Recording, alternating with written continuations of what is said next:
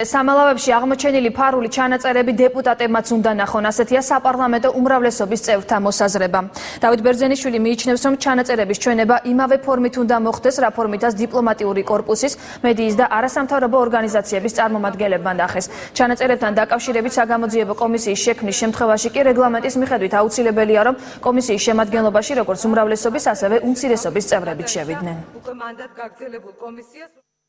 აუცილებელია, რომ ეს ჩანაწერები ნახონ დიახაც როგორც უმრავლესობამ, ისე უმცირესობამ და რაც შეეხება კომისიას, მე მიმაჩნია, რომ შინაგან საქმეთა სამინისტრო აბსოლუტურად მაღალი პასუხისმგებლობით უდგება ამ ყველაფერს და სწორედ მათ გამოიძიეს ეს ყველაფერი და მათი ინტერესია პირველ რიგში, რომ ეს ძალიან მძიმე კრიმინალი გაიხსნას. საპარლამენტო კომისიებს შემოგვანელობს ოპოზიციის წარმომადგენელი.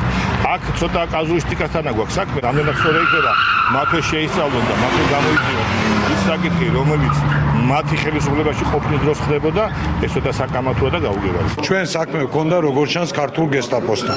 ქართული გესტაპო თუ იყო, ანუ პოლიტიკური პოლიცია თუ იყო ნაციონალური მოძრაობის ხელისუფლება, ამას ჭირდება შესაბამისი შესწავლა, სამართლებრივი პოლიტიკური შეფასება და შესაბამისი რეაგირება.